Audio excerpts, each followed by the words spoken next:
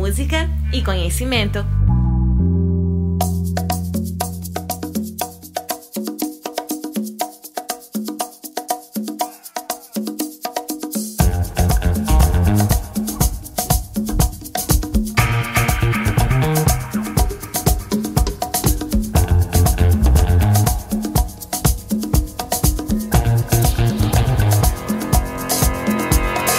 Olá povo, olá pessoas, eu sou a Adeluna e neste programa temos a honra de receber a terceira convidada do especial Interd, Mulheres Instrumentistas do Recife. Um especial que foi viabilizado pelo edital Braulio de Castro da Lei Aldir Blanc. Nessa entrevista eu converso com a violeira e compositora Laís de Assis, que fala sobre sua carreira e a respeito do seu primeiro disco, Ressemântica. E antes de tocar a entrevista, só uma observação. Em um certo momento aí da conversa, a Laís fala sobre o show de lançamento, que aconteceria no dia 8 de janeiro de 2022. Mas ele foi remarcado para o próximo dia 5 de março, neste ano de 2022, no Teatro Camarote, às 19 horas, aqui no Recife. Então vamos lá!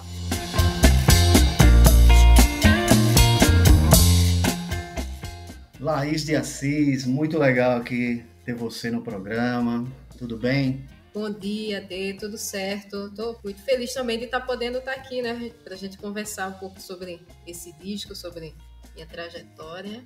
Vamos embora. Isso, vamos lá. Vamos começar justamente por sua trajetória. Como é que você começou a se interessar pela música e pela viola? Olha, que eu entenda desde sempre. Às vezes é um pouco complicado assim de explicar, porque a música, ela sempre esteve presente de várias maneiras, assim, na minha música, Infância, lembro bastante. Porém, assim, na minha família, não tenho músicos. Ninguém tocava instrumento e tal, então não tive esse contato mais direto, assim, tecnicamente falando, Mas minha família, assim, meus pais... Recordo bastante também da minha avó, que eu ficava muito com ela, minha avó paterna, de escutar bastante, a rádio. Tocava bastante Luiz Gonzaga lá em casa, ainda assim toca, E eu sempre, essa questão assim, com a música regional e trazendo também já, apontando assim para a viola, minha avó adorava assistir aquele programa lá da Inesita Barroso, Saudosa Inesita Barroso, que é o Viola Minha Viola, e eu desde criança adorava aquilo ali, Achava incrível o pessoal tocando os violões, já eram meio que já apontando para que futuramente eu viesse a estudar música, E aí o tempo foi se passando e eu comecei a estudar violão por volta dos meus 11 anos, mais ou menos, porque meu pai, ele tinha uma oficina de marcenaria, lá em São Lourenço, que é a minha cidade, E de fato, onde eu cresci, passei minha vida toda e ainda assim moro, em São Lourenço, só que hoje eu tô dividida aqui, Recife e São Lourenço. São Lourenço da Mata? Isso, São Lourenço da Mata. E aí meu pai, ele, como era marceneiro, às vezes o pessoal chegava lá para consertar inúmeras coisas, E chegava sempre instrumento, Aí um belo dia, alguém tava passando assim, vendendo, um senhor tava vendendo um violão bem antigo. E super baratinho porque ele tava com bastante problema, Ele queria realmente passar, aquele instrumento e tal. Aí foi quando meu pai comprou pra mim. E pronto, um dos dias mais felizes, da minha vida. Ganhei um violão que era algo que eu nem me lembro a partir de quando eu sempre, de que idade, eu sempre pedi isso pros meus pais. Um violão de verdade, não de brinquedo. Que eu tinha vários. E foi mais ou menos assim, Eu demorei um pouquinho para eu começar de fato a aprender, porque em São Lourenço, uma cidade que, pelo menos assim nesse período, não tinha muitos espaços para se estudar música formalmente, Então era difícil, assim, achar um lugar ou alguém que pudesse fazer, passar essa transmissão assim, para mim. E aí passou-se quase um ano, que foi quando a gente descobriu que meio que tinha um vizinho, que ele era músico, tocava vários instrumentos. E aí ele se disponibilizou, dar essas aulas de violão. E pouco tempo, eu comecei a estudar e pegava rápido. E aí, em pouco tempo, eu acabei ingressando no Conservatório Pernambucano de Música, né? Por um acaso também que eu descobri que esse espaço existia, né? Eu tava, sei lá, no ônibus com a minha mãe, a gente tinha que fazer alguma coisa no centro de Recife, e a gente viu o letreiro, né, do conservatório, porque até então eu não sabia que existia esse lugar. E a gente foi atrás para poder saber e acabou que eu consegui ingressar lá, né? Comecei estudando violão com o professor Rodrigo Samico, que hoje também é um grande amigo e um músico gigante, né? Violonista 7 cordas. E aí eu comecei com o Rodrigo, estudando violão. Passei um bom tempo. Me formei em violão, né, em 2013, se eu não me engano. E rapidamente eu meio que já estava entrando nesse universo da viola, né? Porque eu comecei a estudar violão no conservatório, e lá é um espaço que às vezes tem esse fluxo assim, de mudança mesmo, né? De professores. Porque, enfim, existe aquele professor mais para iniciação, outra coisa mais técnica, né? Mais avançada. E aí, quase no final Aliás, no final não. Ainda assim, meio que no começo assim, do curso, eu passei a estudar com o Adel Marco Verde, que é um ícone, né, da viola brasileira, um grande violeiro. E eu passei a estudar com ele violão, porém, como ele sendo violeiro, né, meio que aquela atmosfera já passava assim pra mim, né? Muito do que eu tocava no violão era repertório de viola, né? Então não tinha como eu não cair assim nesse universo. E passei também eu comecei a estudar viola ao mesmo tempo que fazia esse curso de violão e tal. E aí, rapidamente, quando eu terminei o curso de violão, comecei o curso de viola, de 10 cordas, do conservatório. Me formei também lá, né, em viola. Paralelo a isso, eu também tinha iniciado meu curso de graduação em música, licenciatura. Acho que me formei, inclusive, em 2016. Na UFPE? Isso, na UFPE. E aí, enfim, como eu sempre gostei muito, né, também dessa parte de pesquisa, né, dos estudos, para mim foi uma façanha, uma aventura ter emendado também no mestrado, né? Assim que, antes até de terminar a graduação, eu consegui ingressar no mestrado em etnomusicologia na UFPB, lá na Paraíba, né? Sim. E, inclusive, com estudos voltados para viola nordestina, viola instrumental, né? Dentro dessa vertente da viola instrumental. E nessa pesquisa, meio que eu fiz um breve panorama histórico, né? Desses grandes nomes da trajetória do instrumento aqui, mais precisamente, né, em Pernambuco, em Recife, né? Começando lá de Heraldo do Monte, meio que até os dias atuais. Resumidamente, é mais ou menos isso, minha história com a violinha. Você gosta de estudar, né? Ah, sempre gostei. Acho que muito bom. A gente precisa sempre também se aprofundar, né? Eu gosto de me aprofundar, assim, né? Nas coisas que eu me proponho a fazer. E é um universo que me encanta bastante, né? Conhecimento. Só para quem é leigo, assim, no instrumento, quais as principais diferenças entre o violão e a viola? Então, eu costumo dizer que, na verdade, a viola meio que é a avó do violão, né? Que é um instrumento, na verdade, muito antigo. O violão, a viola, acho que desde o século XV, mais ou menos, meados ali, né? Talvez um pouco antes. Esse instrumento surge já nessa estrutura que a gente conhece hoje, que é nesse formato, esse corpo, né? Com formato de um 8, com 10 cordas, né? E essas 10 cordas, elas têm essa disposição de sendo duplas, né? Na verdade, são 5 pares, né? Nesse formato. Os 2 primeiros pares, eles são uníssonos, ou seja, as 4 primeiras cordas são iguais, né? Foi na Europa que surgiu? Olha, eu costumo dizer que na verdade não, né? Muitos estudos falam, lógico, né? Tem a própria Península Ibérica ali tem toda uma efervescência quanto às variações desses instrumentos de cordas, né? Principalmente esses que são considerados cordas paralelas, que é isso, né? Você toca, tem esse corpo do instrumento, as cordas, e você toca dedilhando, né? Dessa maneira de ter um braço, um instrumento com um braço e tudo mais.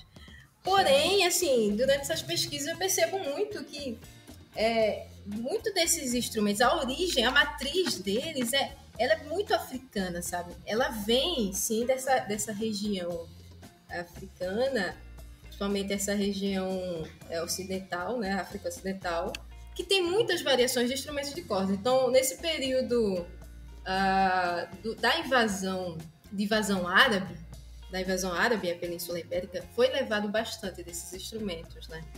E lá que acontecem essas variações. Então, eu sempre digo que a alma do instrumento, ela vem dessa região africana, né? E aí, enfim, continuando essa explicação sobre essa diferença, né, da viola para o violão.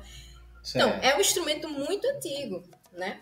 E que quando chega aqui no Brasil, ela ganha vários sotaques, vários aspectos de sua performance diferenciada, né? Ela está sempre inserida dentro de tradições culturais, meio que ela é um emblema, funciona como emblema dessas tradições, né? Por exemplo, aqui no Nordeste, ela representa muito, ela é muito associada às cantorias de repente, né? O improviso poético do repente.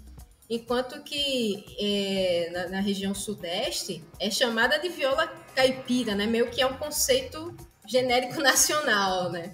A viola caipira que aí se insere nos fandangos, no pagode de viola, nas catiras, enfim. Na Bahia tem outra variação, que é a viola machete, né? É uma viola menor. Ela quase que parece um cavaquinho, né? Realmente, porque ela é menor, mas está inserida dentro do samba de roda do recôncavo baiano. É outra maneira de se tocar, outra maneira de se afinar, outra sonoridade. Mas aí, comparando a viola e o violão ele vai surgir no século XIX, então relativamente é um instrumento jovem, né? Ele vai surgir de fato como uma variação da viola, né? Porém com menos cordas.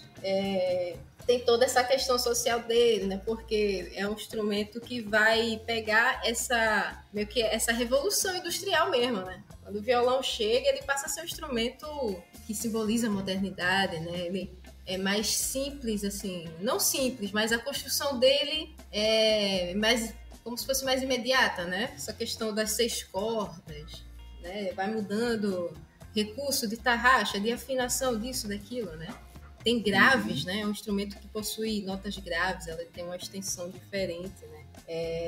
E é mais ou menos isso, assim, a diferença, né, de estrutura, assim, pro violão. O violão é maior, né? Inclusive, só aqui no Brasil que violão se chama violão, porque é como se fosse uma viola maior, né? Porque como aqui a viola teve seu momento do auge, né? Meio que quando chega o violão, o pessoal chama de como se fosse uma viola maior mesmo, né? Porque tem uma dimensão maior do que a viola, que é menorzinha, né? Mais cinturada.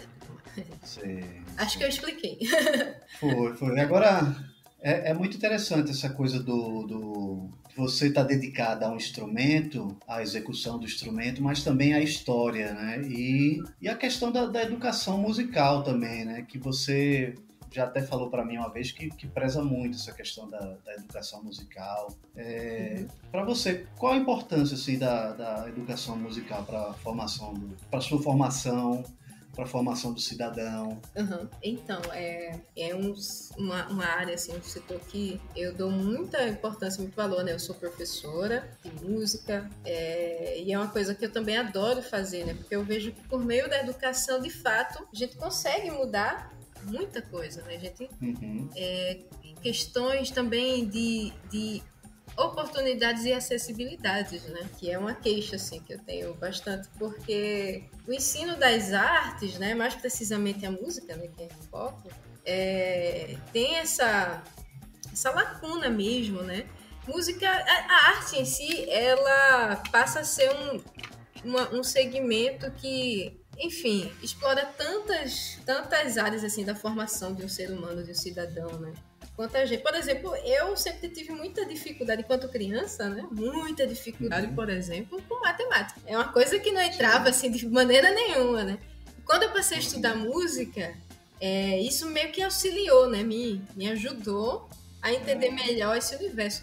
E vice-versa, né? Tem gente que vai ter essa área de humanas que vai, né, ter uma melhor facilidade, enfim. Porque é muito amplo, né?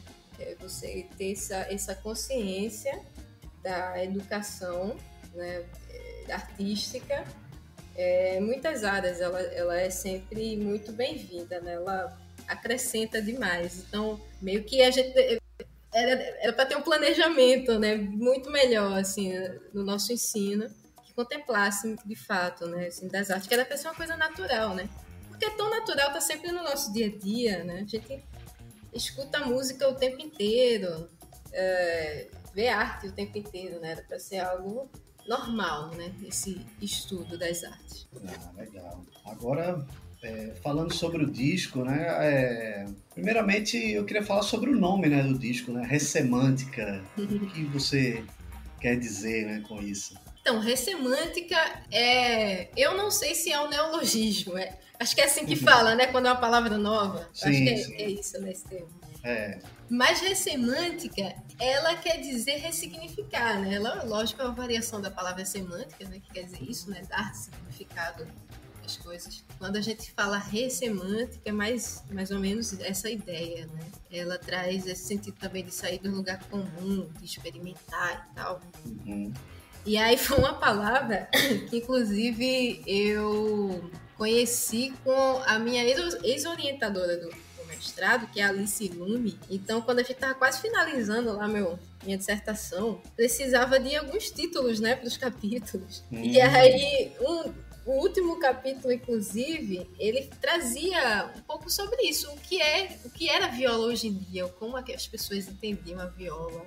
Sei. Hoje em dia, né? E aí a professora chegou com esse termo. Ela falou assim, é uma ressemantização da viola nordestina. E isso me deixou assim, bem impactada. Disse, caramba, é exatamente isso que eu tô falando. É exatamente isso que eu tô querendo trazer, assim, pro trabalho. E aí eu peguei esse nome pra mim. Pedi a permissão a ela, né?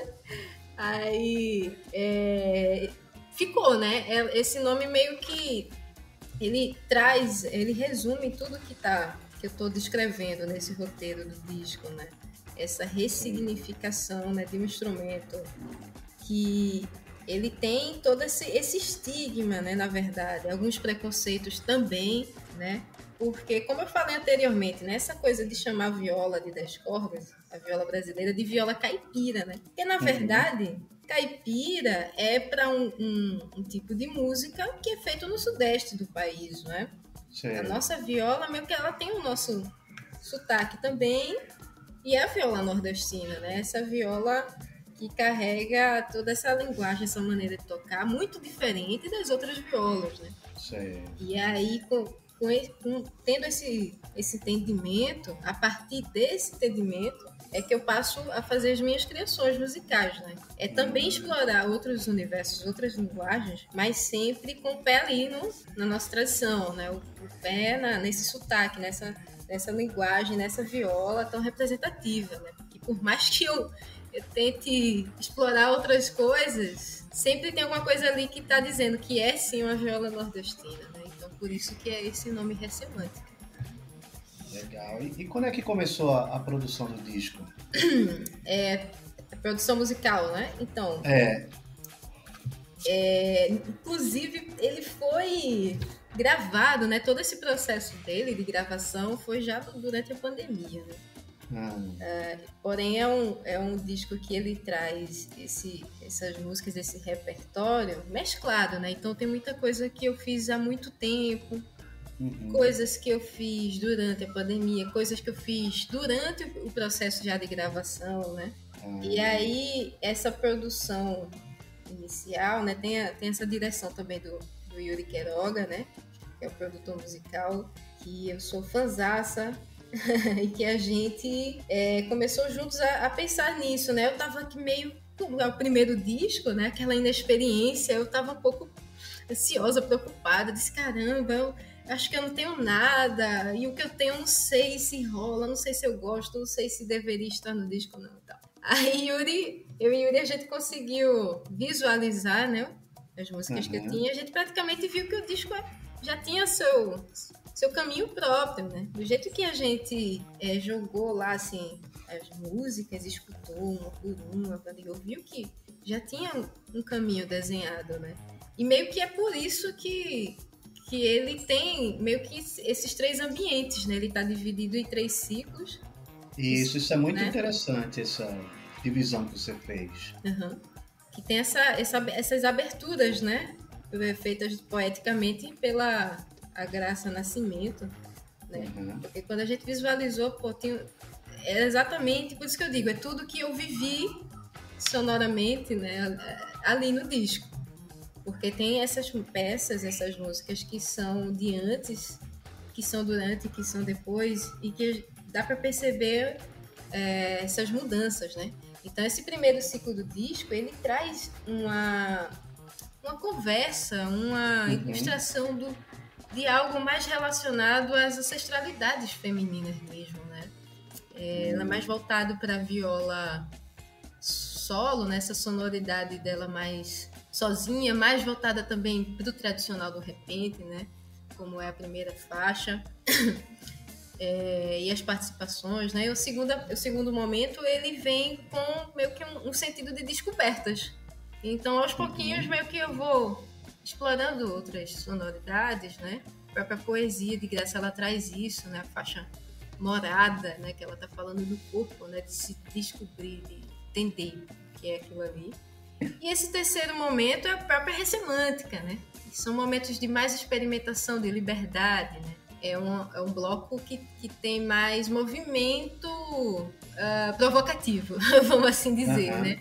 Uma poesia realmente mais tensa, né? Mais provocativa, a sonoridade mais provocativa. Como é, por exemplo, na faixa Seracina, né? Que tem a poesia de Graça.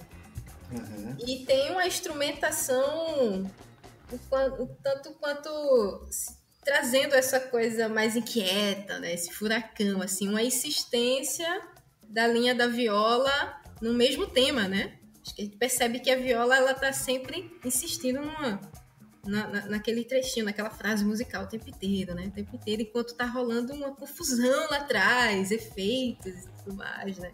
E aí é uma faixa que eu gosto pra caramba, porque ela foi feita em conjunto também, né? Pensando nisso. Meio que ela é conjunto ali com todo mundo que tocou. Mais ou menos isso. Isso é uma coisa... Você falou aí provocativa, provocação. É interessante, porque você vai, digamos assim, você vai contra o sistema fonográfico vigente, que tem muito essa coisa de músicas soltas e tudo, mas o seu disco, ele tem um conceito e ele faz muito mais sentido se a pessoa ouvir o disco inteiro. Foi isso que eu senti, assim, né? Tem uma história ali, né? Isso remete muito ao tempo que a gente parava para ouvir um LP e ouvia o LP inteiro.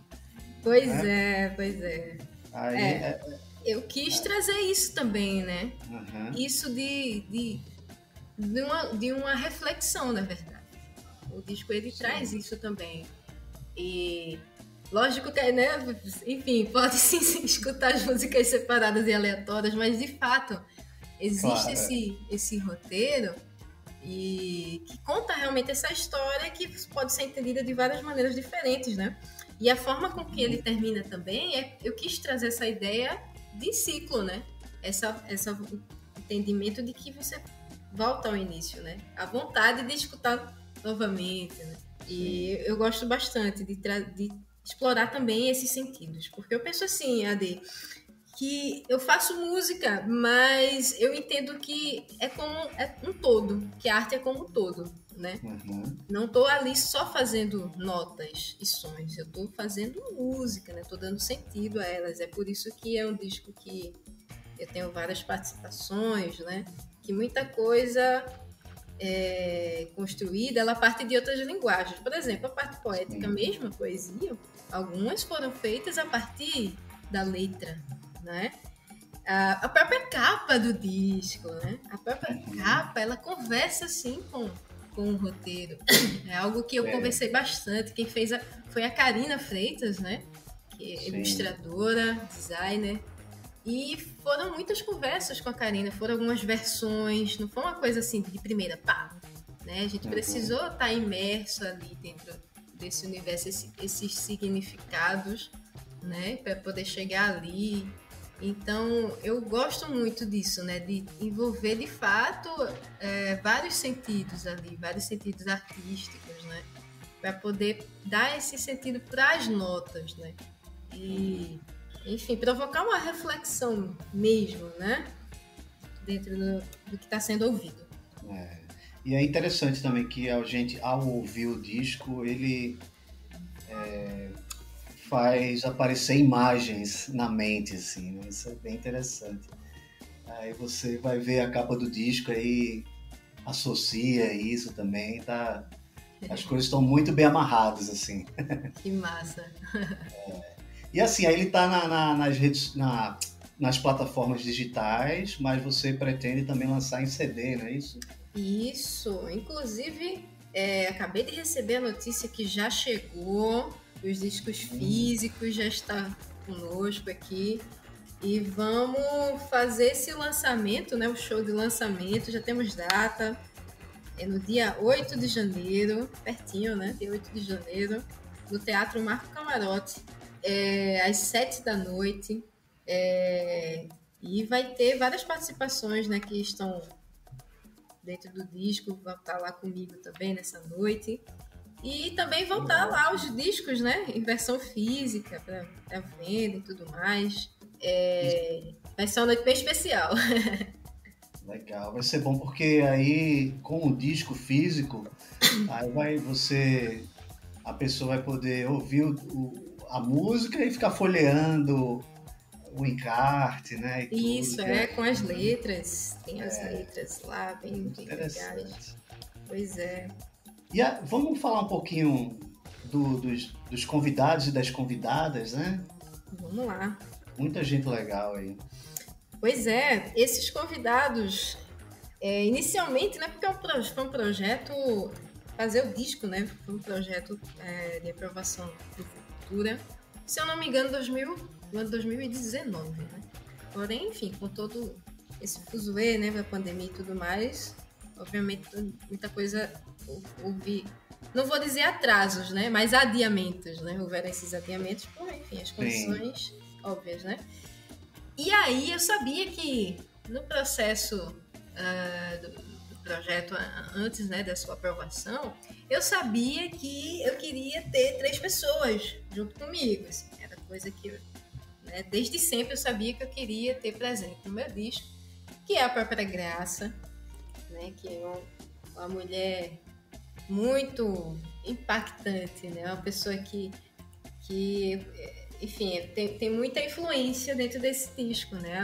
Quando eu a conheci, enfim, foi um aprendizado muito imenso, né? Essas 3 pessoas, aliás, elas foram impactantes, assim, na minha vida, por isso que eu queria junto, né? E tem a participação das mulheres da etnia Tuxá, né? Da comunidade Tuxá, que é um grupo indígena que fica localizado no sertão de Pernambuco, na cidade de Inajá. E é uma aldeia que tem a sua formação, na sua maioria, por mulheres, né? É formado por mulheres. E as suas lideranças também são femininas, né? Então, elas são lideradas pela pajé Aline Tuxá. E a Sandra Tuxá, ela está sendo treinada para ser a cacique, né? A nova cacique lá da aldeia. E fora outras áreas, né? Políticas também, que as mulheres elas estão sempre à frente, né? Então, conhecê-las foi de enorme impacto para mim, de enorme aprendizado, né? Eu sabia desde sempre que eu queria elas junto comigo, até porque muita coisa do disco, né? Muitas músicas, elas têm essa essência, elas trazem as tuxá, né? A primeira faixa, inclusive, é um ponto tuxá, né? Uma cantiga tuxá que eu faço ali dentro da linguagem do repente. Né? Faço uma viola de repente, faço um improviso também de repente, mas em algum momento eu trago para junto um ponto das tuxá ali, né? E elas aparecem também mais diretamente na faixa Mãe d'Água, né? Tem a presença da Aline e a Alane, aliás, desculpa, a Alane e a Sandra Tuxá, que são irmãs. Num momento, na verdade, que foi de descontração, né? Que a gente tinha gravado várias coisas assim ao longo do dia e a maioria dos pontos meio que eu acompanhava elas, né? Porque eu já conhecia, elas me convidaram para cantar junto e a gente tava lá, né? Fazendo. Só que no final do dia todo mundo bem cansado, né? elas estavam tentando lembrar essa música, que é Mãe d'Água, né? E essa eu não conhecia. E no momento que elas estavam tentando lembrar, é meio que a gente gravou também, né? E eu preferi que ficasse aquele retrato daquele momento, né? Que fosse de fato algo normal, natural, né? Da música. E ficou essa vinheta, né? Mãe d'Água. E aí eu acompanhei elas na minha violinha, gravei 2 violinhas juntos. Uhum. E eu achei, assim, lindo aquele momento. E eu preferi que ficasse aquilo, né? Então elas saem costurando esse primeiro momento, né? Toda assim, em volta dessa essência delas. E a terceira participação, a professora, né? A Del Marco Verde, que, como eu falei anteriormente, é quem foi esse mentor, né? Com a minha chegada, assim, na viola. Que me apresentou, de fato, a viola nordestina, né? E a gente toca uma faixa, que é uma música dele, que eu fiz o arranjo para a segunda viola. A gente gravou 2 violas dinâmicas. E a viola dinâmica é um tipo de viola, um modelo de viola um pouco diferente, né? É mais conhecida também como viola repentista, porque ela tem umas estruturas diferentes. Por exemplo, no corpo dela, esse corpo em 8, né? Que normalmente na viola e no violão tem aquela boca no meio, né? Já a viola dinâmica, ela tem 7 bocas, ou até mais, ou menos, dependendo da... E dentro dessa caixa, né, desse corpo, meio que tem algo como uma panela de metal, que é seu ressonador, né? Aí isso faz com que o som dela saia um pouco mais anasalado, né? E aí, isso aí gravamos com essas 2 violas, né? E se chama Dama de Espadas, o nome da faixa. E foi isso. A música que eu gosto pra caramba também. E as outras participações, eu falei as 3 primeiras. Sim. E aí as outras vieram ao longo, né? Enfim, tinha esse frevo que eu tinha composto também meio que durante esse processo da pandemia. E aí eu pensei, vou gravar o frevo, não pode faltar Nilcinho. Nilcinho Amarante, né? Grande trombonista, referência, assim, pra a nossa música do frevo pernambucano, a referência também do trombone brasileiro. E eu não podia, porque Nilcinho sempre foi muito parceiro, né? Várias vezes tocamos juntos. Recentemente também a gente fez um show aqui no Aurora Instrumental, né? No Festival Aurora Instrumental, o Aurora Convida. Então eu tive a honra de ter ele como convidado no meu show. E não podia faltar Nilcinho nessa, né? E aí ele chegou com um arranjo para 4 trombones. Incrível, né? Eu achei incrível. A gente gravou assim quase que de primeira a música, porque o astral tava grande, né? E aí tem a participação também da Renata Rosa, minha pareia, digo que ela é minha pareia, a Renata Rosa, enquanto rabequeira, né? Porque a Renata é uma grande cantora, consagrada enquanto cantora, né? Voltada para esses cantos tradicionais. Mas ela também é uma grande instrumentista, né? Ela detém esses conhecimentos que foram aprendidos com o mestre Luiz Paixão, né? Em muitos anos de convivência com ele. Sim. Então, eu queria a Renata enquanto instrumentista, né? Então, por isso que a gente faz a faixa Entre Luas e Auroras, né? Que é essa conversa da viola com a Rabeca. Eu acho linda essa sonoridade, né? Uhum. E a outra participação foi o Yuri Queiroga, que já é era o diretor, né, musical, já estava presente em tudo. Porém, eu queria as guitarras de Yuri, né, que são muito peculiares. Né? O Yuri toca, a gente já sabe, você escuta a guitarra dele, já sabe que é ele, né? E aí ele faz essa participação também. E minha banda base, né? Que nesse período era formado por Alex na tuba e Johan Bremer na percuteria. E atualmente Gilu Amaral, né? Ele me acompanha, né? Com a percussão dele. E o Gilu, ele participa na faixa Terra Vermelha, né? Com as alfaias. Muito lindo, assim, uma visceralidade incrível, né? Então acho que é mais ou menos... Inclusive é seu primeiro single da vida, né? E isso foi o primeiro single que chegou. E, caramba, a música muito astral, né? Eu não me canso de escutar. É verdade. E as suas fotos também de divulgação estão bem bonitas também, né? Que é do Siddhartha, né? Isso, Siddhartha. Nessa força também, maravilhoso. E o Siddhartha foi, já chegou meio que pós esse encarte, né? Porque a foto, na verdade, da capa é do Vinícius Ramos, né? Sim. Tem essas ilustrações, edições da carinha. O Siddhartha entra como divulgação. Legal. Ô, Laís, muito obrigado aí pela entrevista. Tá muito bom o seu disco, parabéns. Eu que agradeço, Ade. Agradeço aqui poder estar falando um pouco dele, né? E esse espaço aqui. Muito massa, adorei a entrevista. Tá. Aí, pronto, aí nesse bloco a gente teve a sua entrevista, e no segundo bloco vamos tocar várias músicas suas. Massa, massa. Então tá, brigadão, tá? Sucesso. Valeu, Ade. Então é isso, vamos pra frente. Aí, tchau. Valeu, beijo.